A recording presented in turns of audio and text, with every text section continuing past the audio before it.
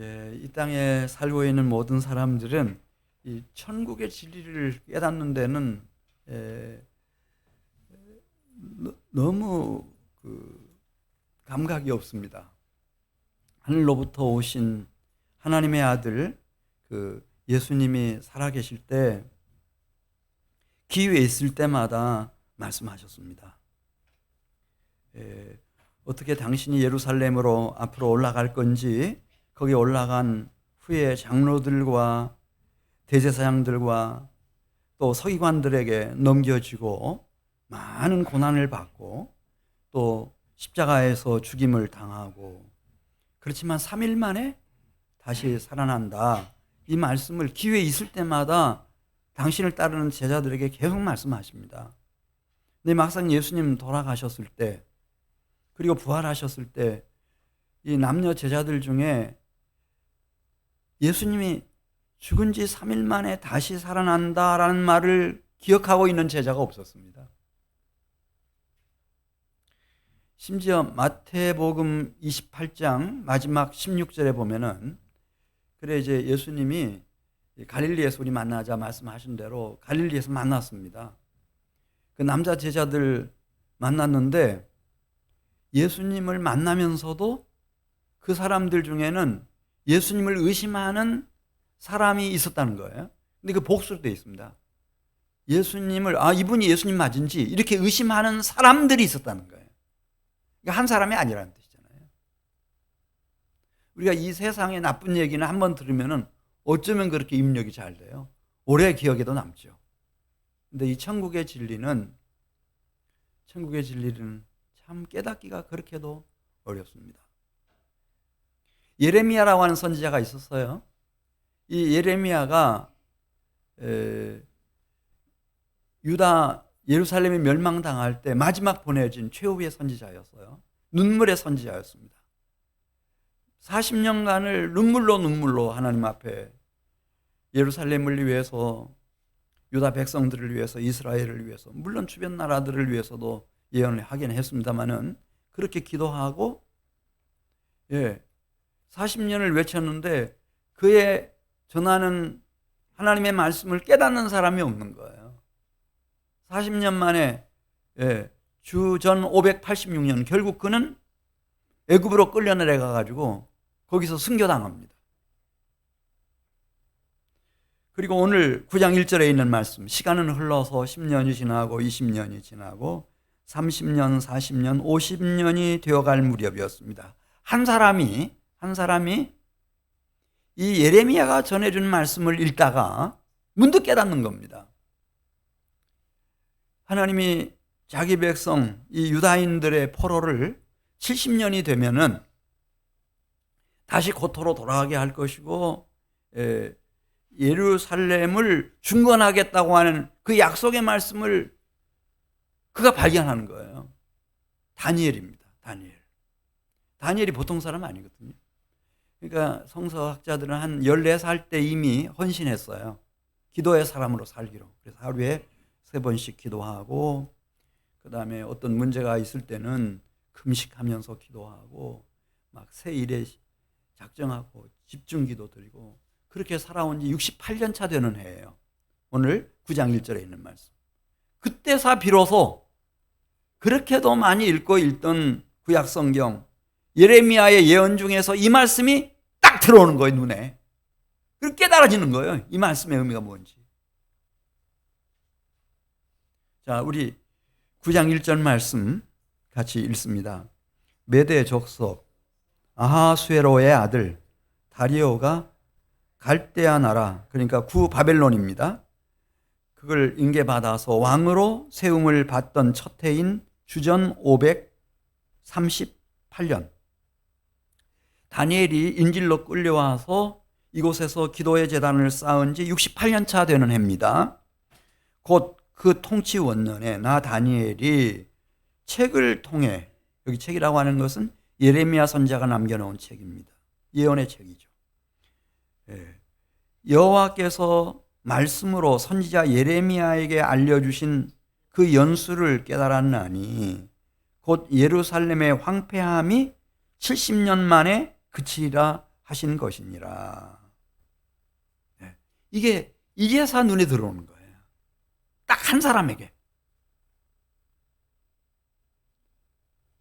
야, 아니 예루살렘의 유다 나라의 이스라엘 백성들 중에 한 사람도 없어요. 50년 되어갈 무렵 한 사람 다니엘이 그 글을 읽었어요. 확 깨달아지는 거예요. 자, 우리도 같이 봅시다. 예레미야 25장 11절로 갑니다. 예레미야가 그럼 도대체 뭐라고 거기 써놨는지 예레미야 25장 11절 12절 이런 말씀은 직접 찾아봐야 돼요. 뭐 여기 영상으로 보는 것만 가지고는 너무 아깝죠. 네. 도대체 다니엘이 읽은 글의 내용이 어떤 글이었을까? 예. 예레미야 25장 11절에 보면 뭐 유다 땅이 됐든 이스라엘 땅이 됐든 이 모든 땅이 폐허가 되는 날이 올 거다. 그날 다 놀랄 거다.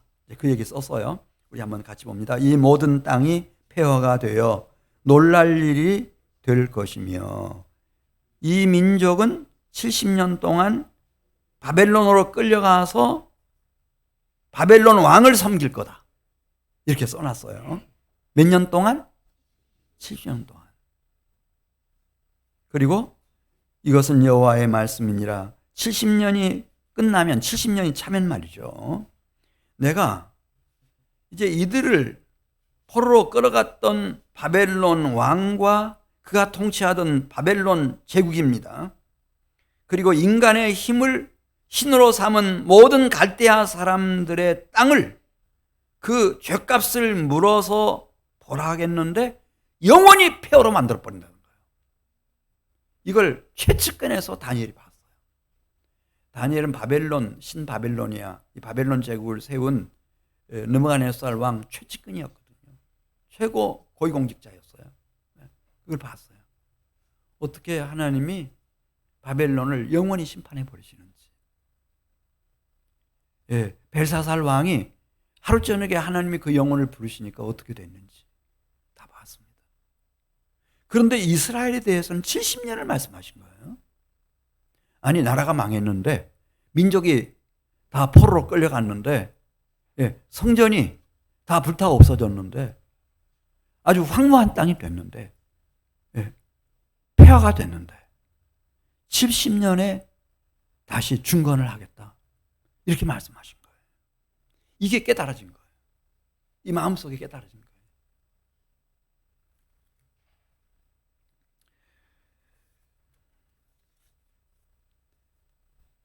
그래서 다니엘은 이 말씀의 의미를 그냥 하루아침에 깨달은 건 아니고 제가 말씀드린 것처럼 이 다니엘이 기도의 사람으로 헌신하고 살아온 지 68년 차 되던 해 그 과정에서 이제 이것을 깨달을 만한 영적인 실력을 갖춰왔죠.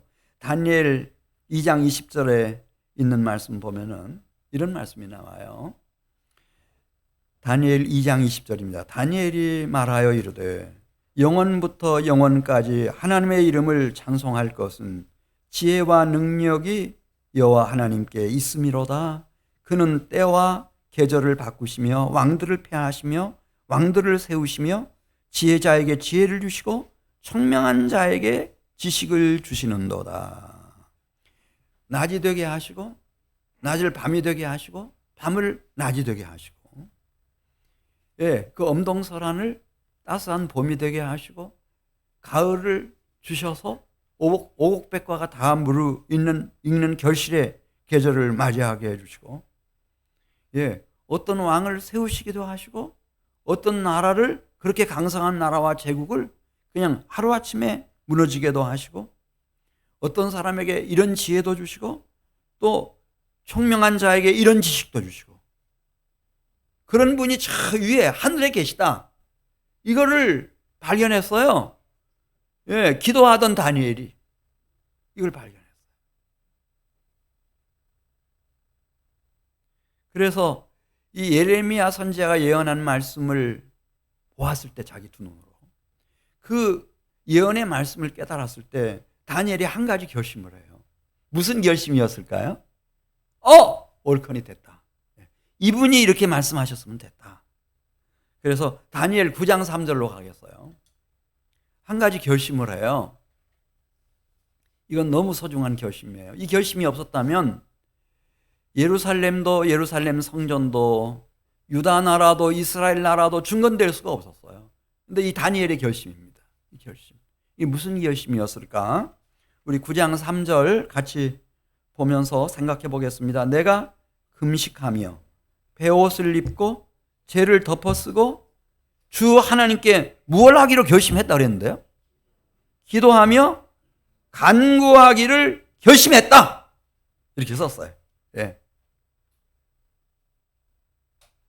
이거 시작한 거예요.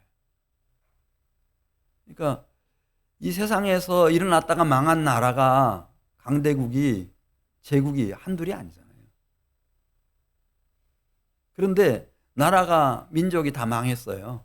예. 성전까지 다 불타 없어졌어. 근데 어떻게 일어날 수 있었나?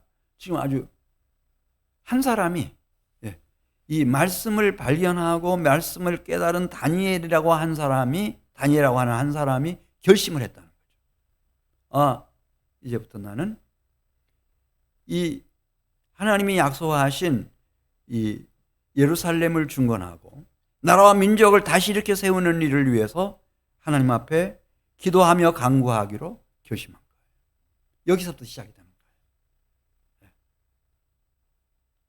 자, 오늘 우리가 잠깐 살펴보고 할 것은 워낙 이 땅에 와서 한 90년 넘게 산 것으로 보이는 이 다니엘이 그 어린 시절부터 그렇게 오랫동안 평생을 기도하는 사람으로 살다 보니까 기도를 어떻게 해야 되는지 그 루틴이 생겼어요.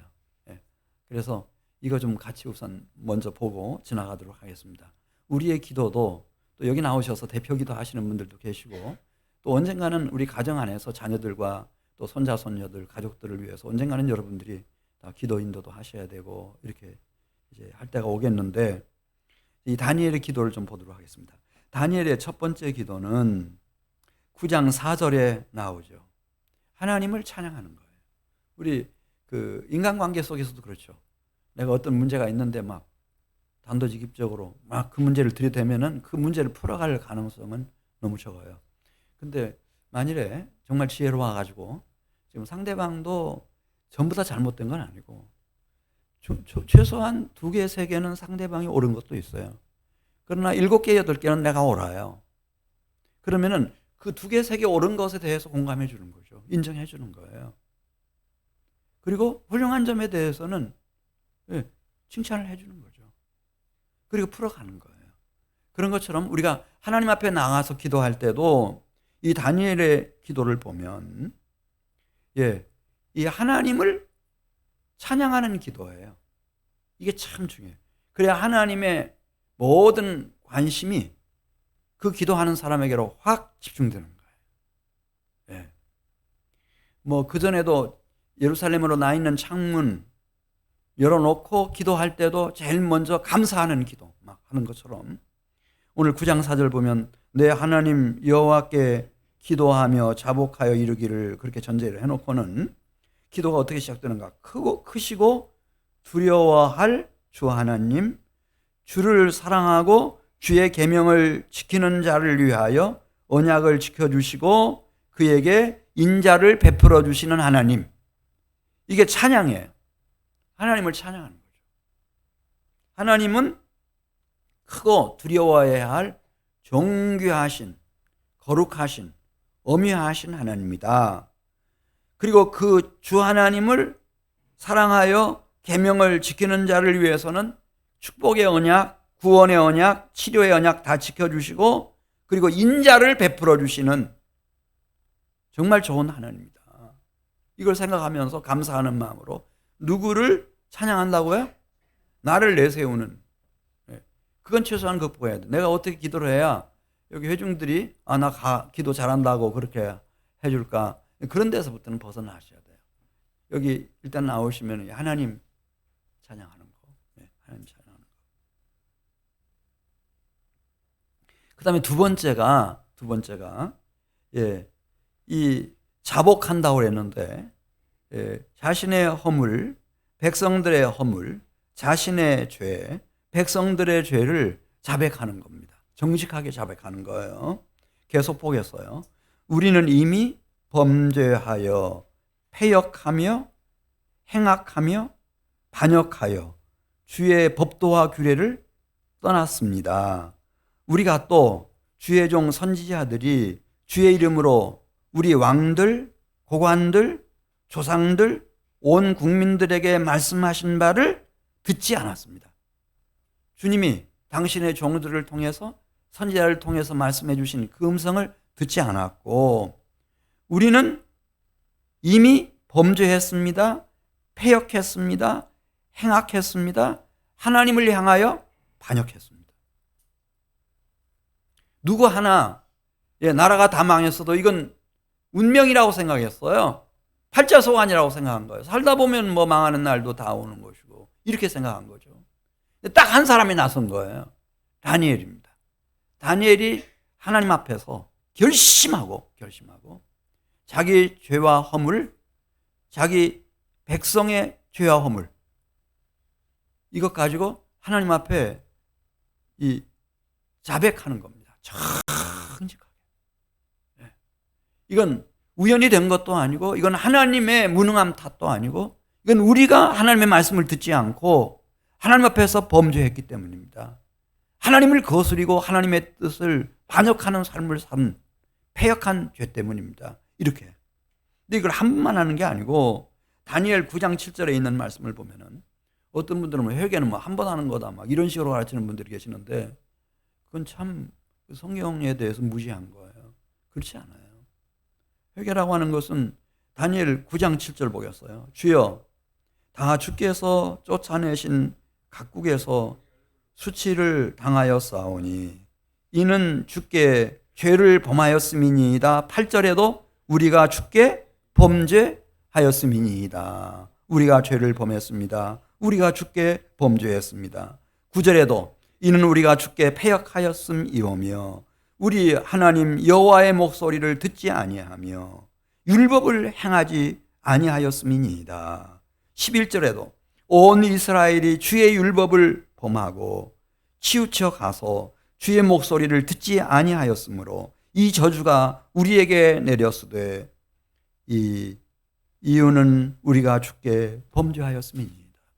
계속해서 정말 정직하게 솔직하게 오늘날 우리가 이렇게 된 것은 다 우리가 하나님을 떠났고 하나님 말씀을 듣지 않았고 하나님의 법도를 우리가 지켜 행하지 않았고 범죄했고 악행했고 우리가 패역한 죄값입니다. 이렇게 이 회개는요 제가 하나님 성경 보니까 많이 하면 많이 할수록 좋아요. 그럼 하나님 마음이 시원해져요. 그 누구 한 사람 왜 예루살렘 유다, 이스라엘 이렇게 망했는지에 대하여 정말 진지하게 정직하고 솔직하게 하나님 앞에 나와가지고 죄를 자백한 사람은 없어요. 딱 한 사람이 지금 생긴 거예요. 12절에도 보겠어요. 12절에도 주께서 큰 재앙을 우리에게 내리사 말씀을 이루셨사오니 온 천하에 예루살렘에서 일어난 일 같은 일이 없었나이다. 그렇잖아요. 망해도 이렇게 망할 수가 있나요? 일본 사람들이 조선을 쳤을 때 이렇게 하지는 않았어요. 그런데 어떻게 해서 이렇게 됐는가에 대하여 이게 우연도 아니고 하나님 탓도 아니고 14절에 있는 말씀 우리의 하나님 여호와께서 행하시는 모든 일이 공의로우시나 우리가 주 하나님의 목소리를 듣지 아니하였음이니이다. 15절에도 우리는 범죄하였고 악을 행하였습니다. 이 회개 이거 있어야 돼요. 지금 이 기도가요 회개의 기도, 자백의 기도가 다 사라져가고 있어요. 이상한 교리를 가르쳐가지고요. 근데 한민교회 성도들은 하나님 앞에 솔직하고 정직하게 올리는 회개와 자복의 기도를 가진 성도들이 되시길 바라요. 이거 살아나야 돼요. 그래야 우리 한국교회가 살아나고 이 한민교회도 역시 마찬가지예요. 살아있는 진리의 기둥같아처럼 될 수 있어요. 지금 두 가지 말씀드렸어요. 다니엘은 기도의 큰 스승이에요. 그래서 알려주는 거예요. 하나님 앞에 나아갈 때는 어떤 기도를 드려야 되는지. 첫 번째가 뭐라고 그랬죠? 여호와 하나님을 감사한 마음으로 찬양하는 거. 원망 불평하는 게 아니라 찬양하는 거. 근데 두 번째는 하나님 앞에서 솔직하고 정직하게 나의 허물, 나의 죄, 내 가족의 허물과 죄, 내 백성의 허물과 죄. 이거 자백하는 거, 회개하는 거.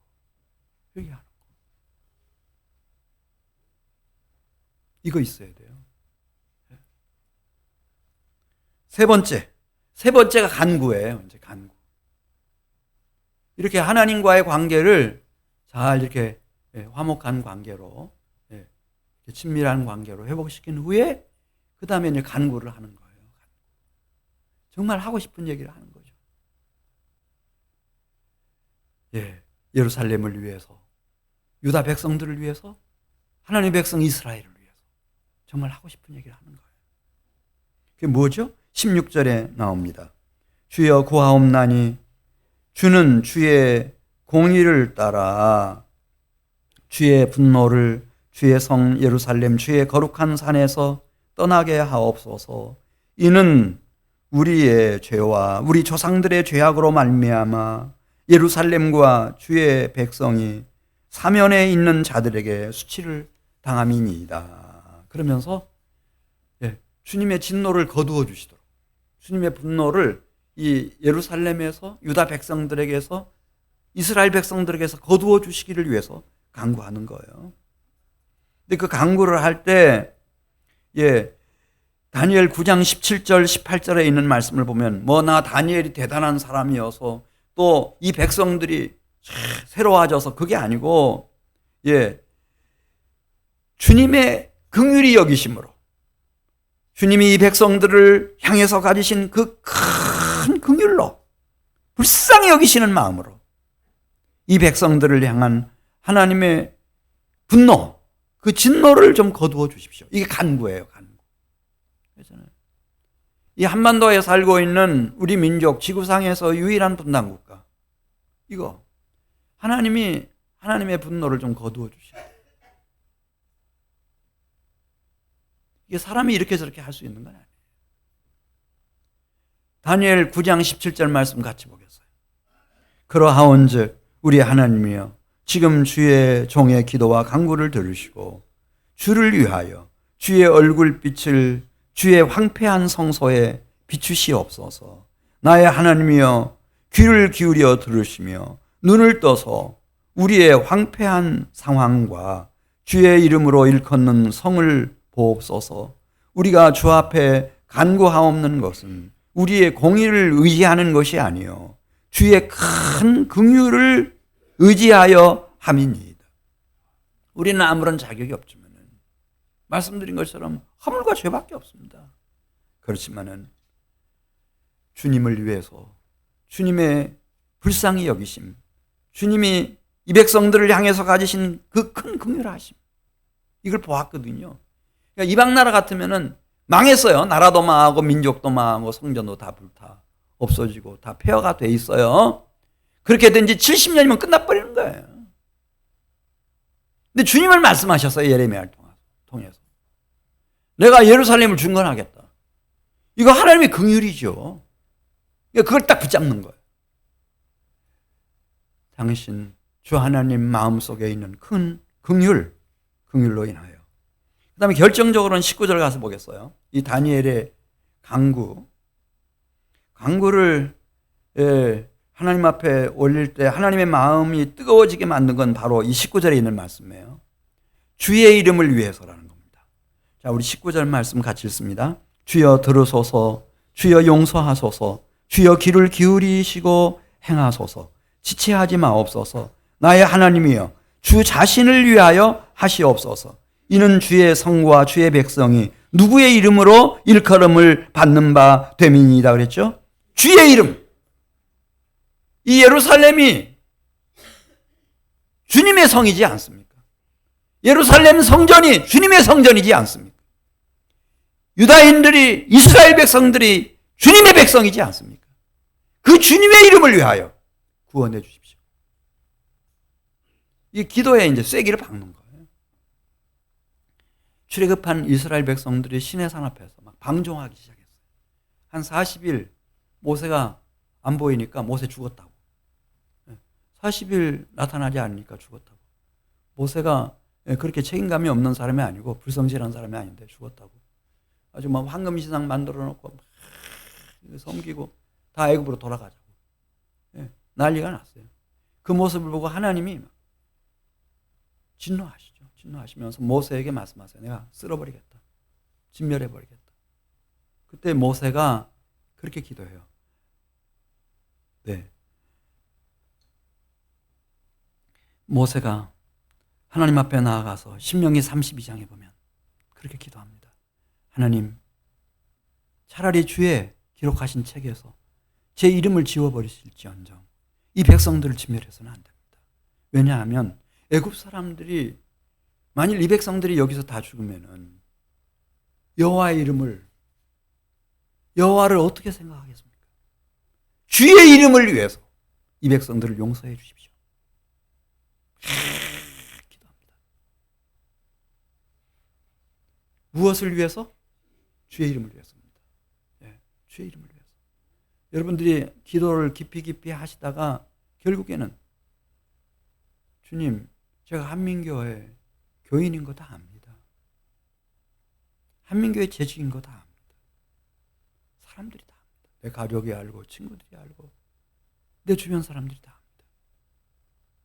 주의 이름을 위해서 저를 불쌍히 여겨주시고 저희 자녀들을 긍휼히 여겨주시고 은혜를 베풀어 주시옵소서.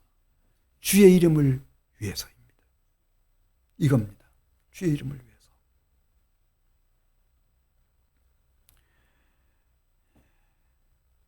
다니엘 9장 20절 말씀.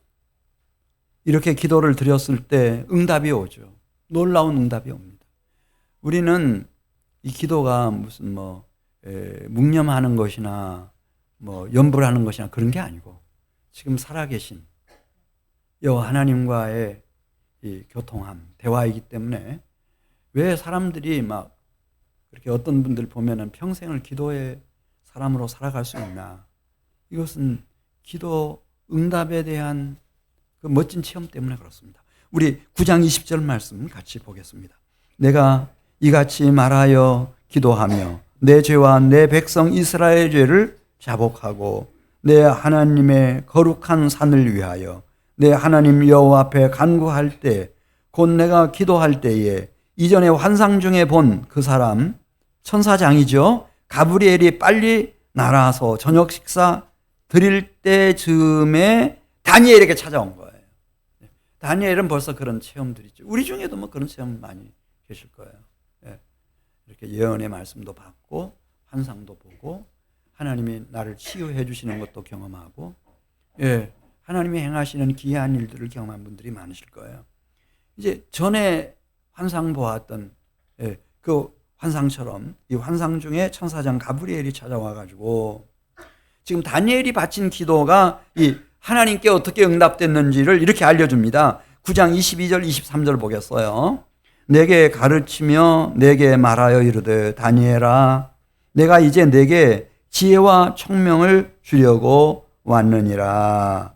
곧 내가 기도를 시작할 즈음에 하나님께로부터 명령이 내렸으므로 이제 내게 알리러 왔느니라. 그러면서 다니엘에게 다니엘 너는 크게 무엇을 입은 자라? 하나님께로부터 은총을 입은 자라. 그런즉 너는 이 일을 생각하고 그 환상을 깨달을지니라.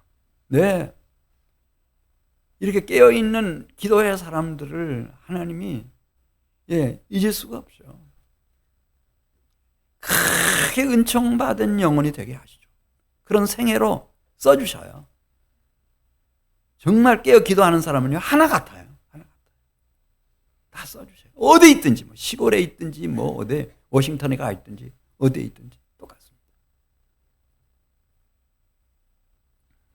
그러면서 이제 이 구체적인 이 천지를 창조하시고 이 세상 나라를 이끌어 가시는 하나님의 경륜, 하나님의 섭리, 하나님의 뜻을 보여주셨어요. 그게 이제 오늘 24절에 나오는 이른 이래의 환상과 예언이에요. 이른 이래의 환상과 예언. 자, 다니엘 9장 24절. 대부분 사람들은 이런 지혜와 총명을 가질 수가 없죠.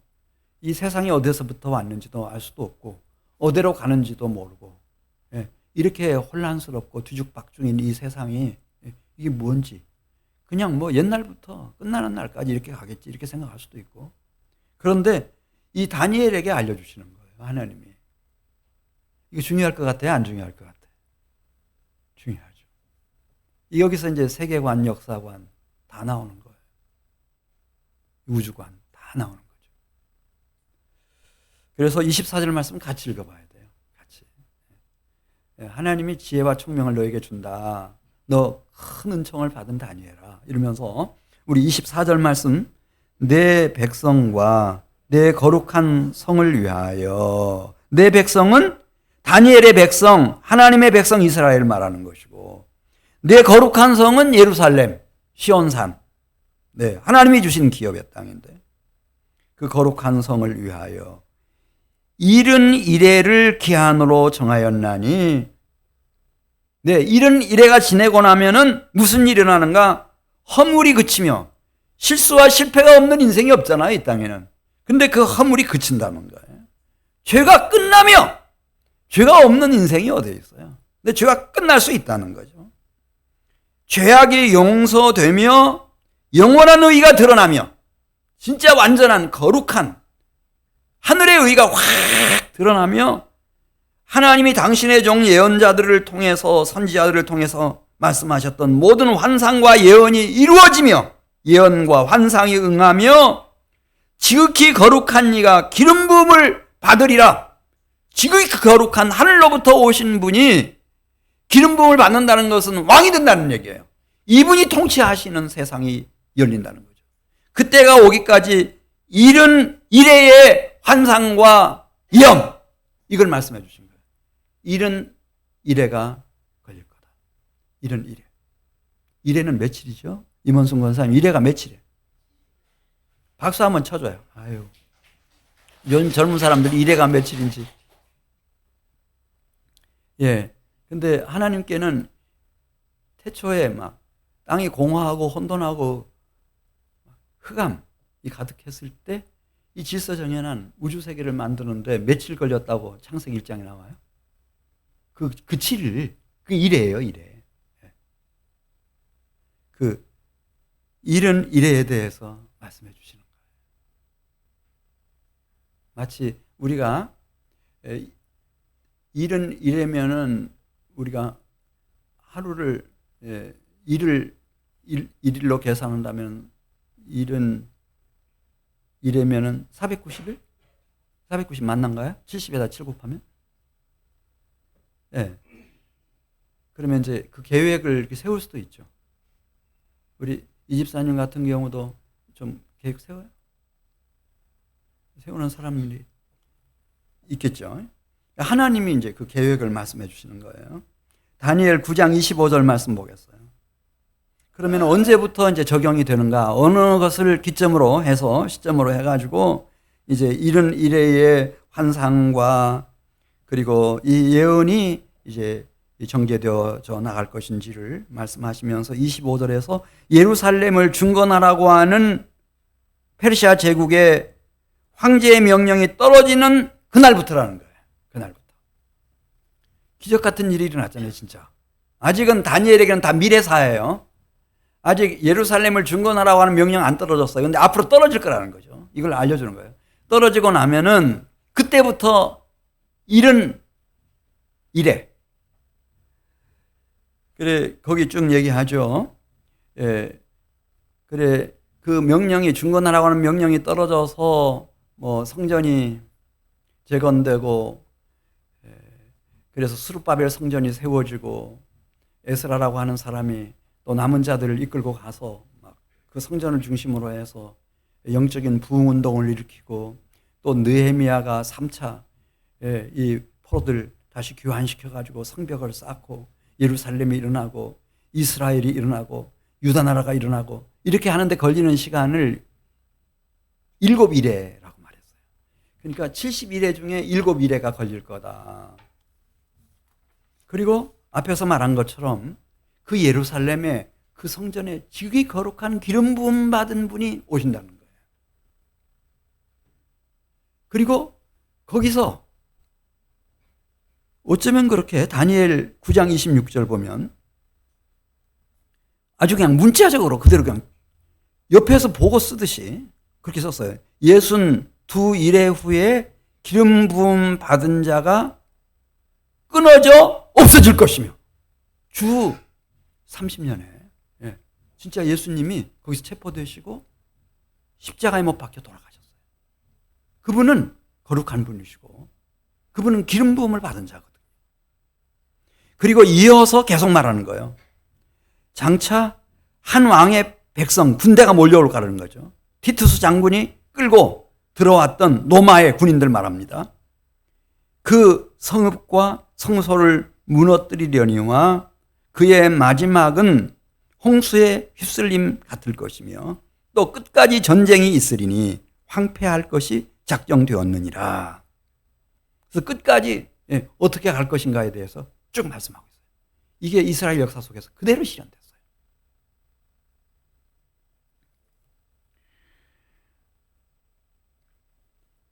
네. 이 세상은 다니엘 7장 24절에 있는 말씀을 보면은 세상 끝날까지 우리가 생각하는 것처럼 다 세상을 바꿔가지고 사람들이 살기 좋은 그런 세상으로 확 바꿔 놓겠습니다.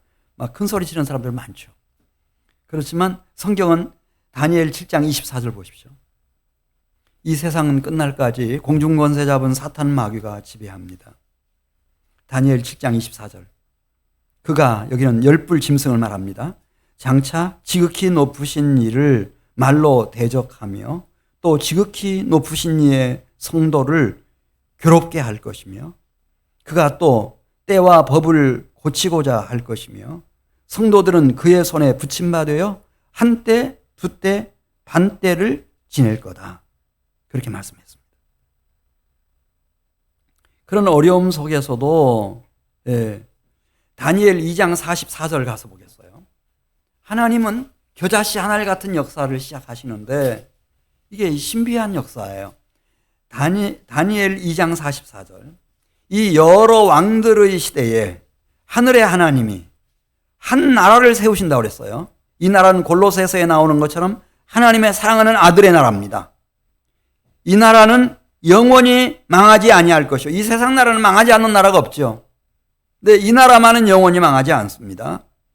그 국권이 다른 백성에게로 돌아가지도 아니할 것이요. 도리어 이 모든 나라를 쳐서 멸망시키고 영원히 설 것이라. 겨자씨처럼 누룩처럼 이 세력을 떨치기 시작합니다. 그리스도의 나라. 하나님의 사랑하는 아들의 나라. 네.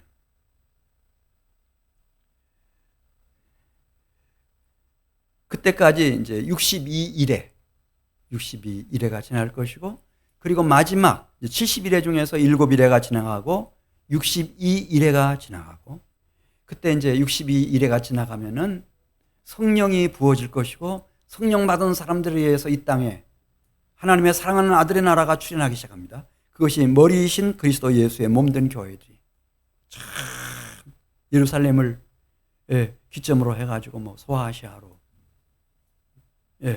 그리고 뭐 헬라로, 로마로, 저 아메리카 대륙으로, 뭐 아시아로, 5대양 6대주로 막 다 퍼져나갈 거예요.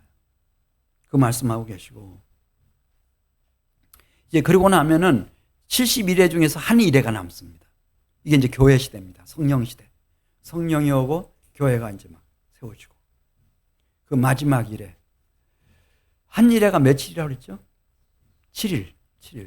근데 그 마지막 한 일회를 둘로 나눕니다. 네.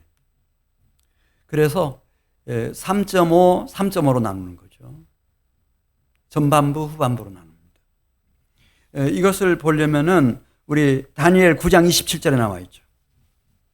마지막 이래가 둘로 나뉘어집니다. 지금 우리가 살고 있는 시대는 7이래도 지나갔습니다. 62이래도 지나갔습니다. 한 일에 남아 있습니다. 근데 그 한 일에 중에서도 우리는 전반부가 아니고 지금 후반부에 들어가 있습니다. 우리 다니엘 9장 27절 말씀 같이 보겠습니다. 그가 적그리스도를 말하는 거예요. 그가 장차 많은 사람들과 더불어 한 일에 동안의 언약을 굳게 맺을 거다. 이 적그리스도는요, 사람들을 확 끌어당겨요. 표도 없고 자기가 당선도 되고 최고 권력자도 되고 강대국도 세우고 제국도 세우고 다 하는 사람들이에요. 그가 장차 많은 사람들과 더불어 한 일에 동안의 언약을 굳게 맺고 그러다가 그 마지막 한 일의 절반 절반에 들어섰을 때 뜻밖의 말이죠.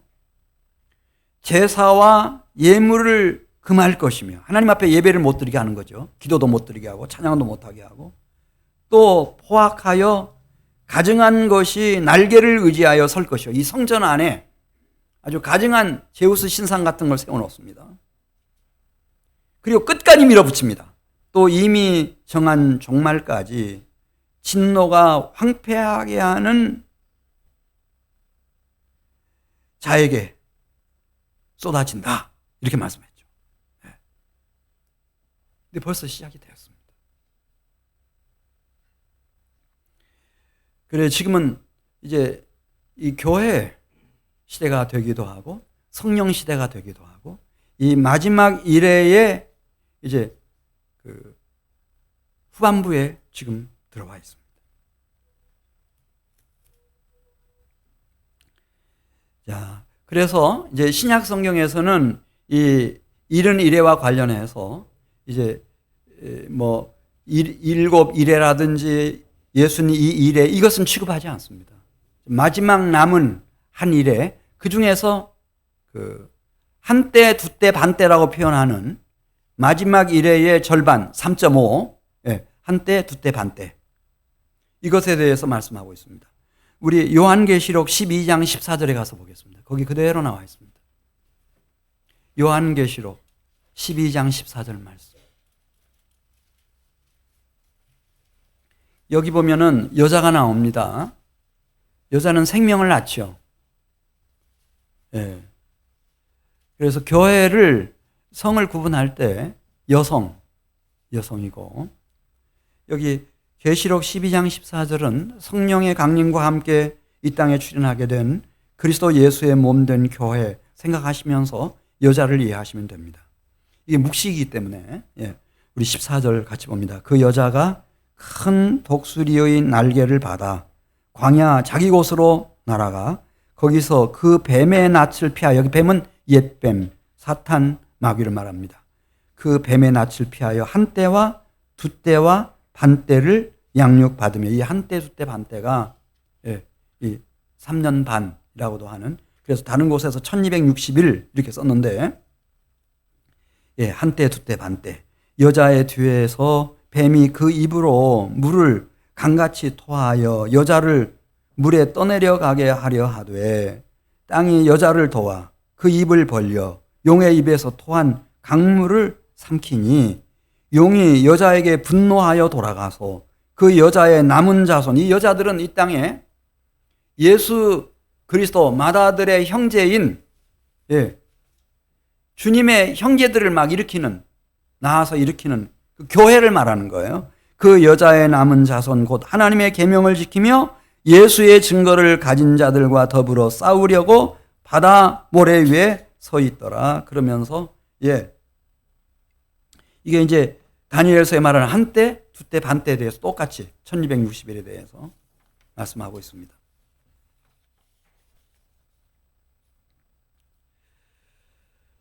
자, 이 세상은 참소하는 자가 있습니다. 아무리 대단한 사람이라도 참소하는 자가 있습니다. 예를 들어서 욥은 온전하고 정직하여 하나님을 경유하며 악에서 떠난 사람이라고 했지만 욥기 읽어보세요. 이 밤낮으로 참소하는 사탄 마귀가 흠결을 찾아내가지고 죽이려고 막 덤비잖아요. 죽이려고 작정하고 덤벼요. 왜 모든 사람들이 인생이 그렇게 힘들까? 하는 일 때문만은 아니에요. 일도 물론 힘들 수는 있지만 왜 그렇게 힘든가?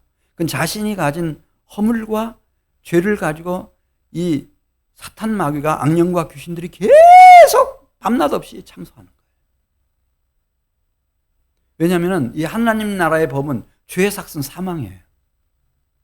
그러니까 허물과 죄를 가지고는 우리가 평안할 수가 없죠. 사탄 마귀가 어떻게든지 걸고 넘어져서 우리를 넘어뜨리고 말 겁니다. 그래서 주님이 우리끼리는 해결책이 없으니까, 그렇잖아요. 우리가 어떤 지도자를 뽑아놓아도 해결책이 없고, 어떤 국가와 제국을 세워도, 어떤 문명을 일으켜도 해결책이 없으니까 하나님의 가장 사랑하는 아들 독생자 예수 그리스도를 보내셔서 이분으로 하여금 나와 우리의 허물과 죄값을 다 지불하도록, 완불해버리도록 그렇게 만드시는 겁니다. 그래서 로마서 10장 45절, 예수님이 하늘로부터 오셔서 직접 하신 말씀입니다. 왜 내가 지금 이 세상에 왔는지를 이렇게 말합니다. 인자가 온 것은 섬김을 받으려 함이 아니라 도리어 섬기려 하고 자기 목숨을 많은 사람의 무얼로 주려 함이니라 그랬죠. 자기 목숨과 자기 몸과 영혼까지, 우리 나 자신의 허물과 죄값을 완불하는, 이자까지 다쳐서 완전히 갚아버리는 대속제물로서 오셨다는 거예요. 대속제물로.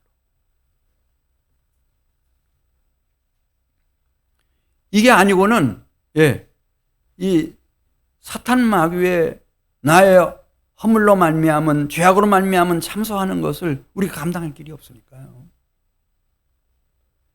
그래서 이분이 오셔서 이제 이 땅에서 사신 생애 33년 사셨는데 정확하게는 33년 5개월이십니다. 33년 5개월.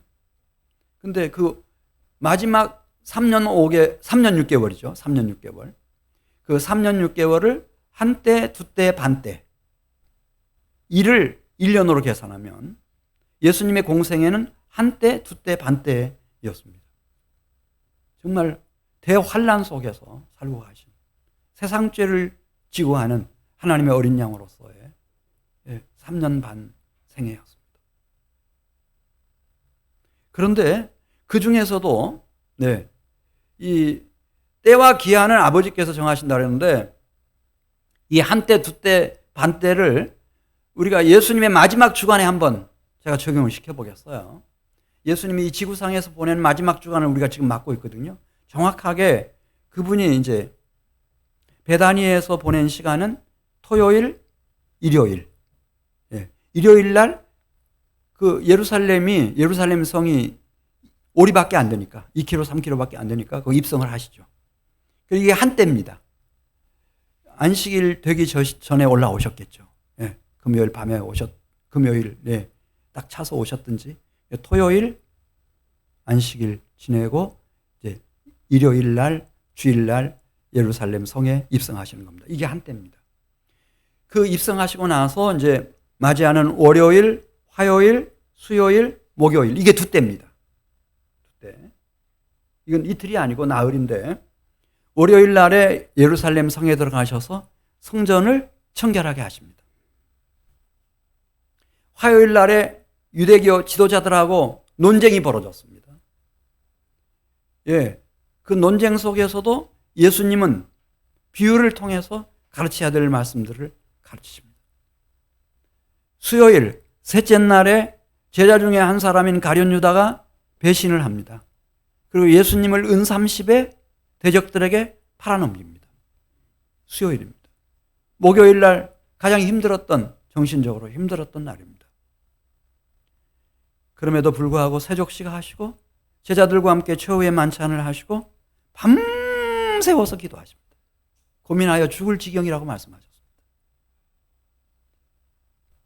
이 월, 화, 수, 목, 이게 두때입니다.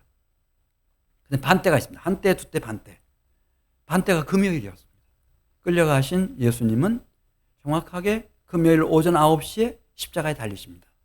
그리고 오후 3시에 마지막 숨을 거두셨습니다. 그러면 십자가에 몇 시간 계셨죠?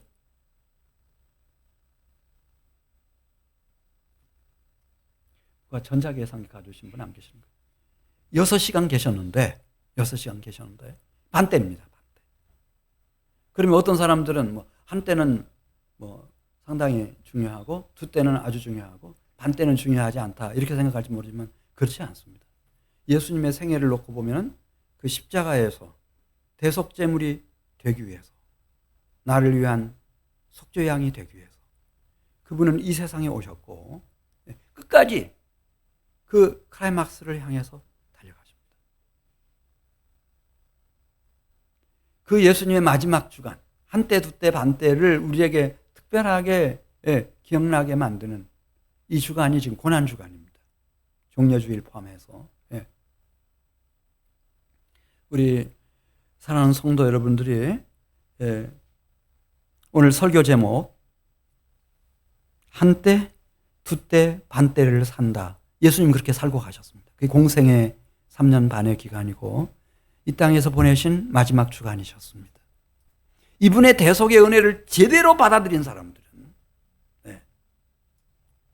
나에게 주어진 생애를 생각할 겁니다. 저도 이제 오늘 사실은 내 생애를 이렇게 나눴거든요. 한때, 두때, 반때로 나눴어요.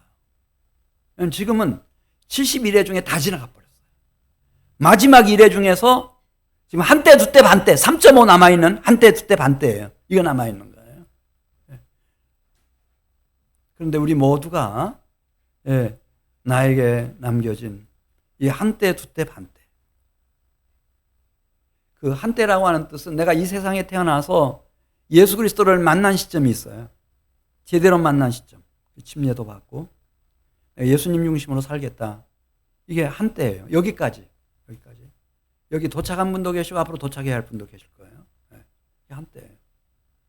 그 다음에 두때는 그 시점부터 침례받고 주님의 제자로 헌신하고 결단한 순간부터 시작해서 나를 준비시켜 주신 기간이 있어요.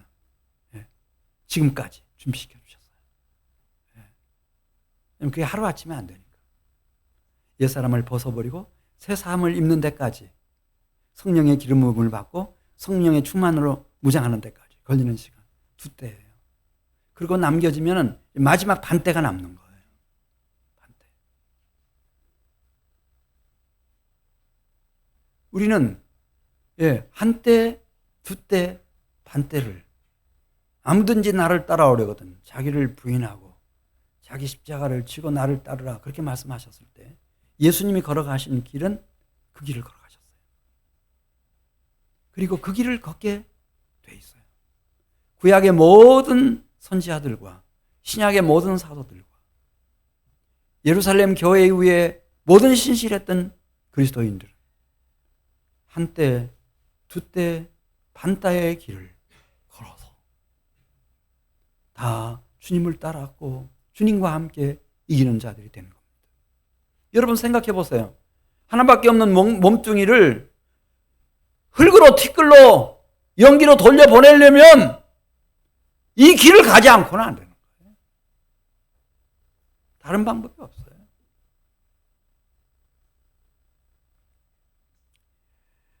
우리 모든 성도들이 이 한 주간만이라도 좀 경건한 마음을 가지고 여러분의 몸을 좀 괴롭게 해보세요. 그러면 깨어나요. 새벽에. 그리고 한 주간만이라도 한번 다니엘처럼 평생은 어렵죠. 그러나 이번에 목표는 그냥 한 주간이다. 고난주간 한 주간이다. 이렇게 생각하고 시작하는 거죠. 내일 새벽부터 시작하는 거예요. 그리고 한번 주님과 동행해 보세요. 겟세마네 동산에서 밤새워 기도하시던 시험에 들지 않게 깨어있어 기도하라고 말씀하시던 그 말씀 기억하면서 한번 해보세요. 다 할 수 있어요. 다 할 수 있어요. 하나님이 얼마나 기뻐하시는지 얼마나 은혜를 주시는지 해보시면 알아요. 우리 같이 기도드리겠습니다.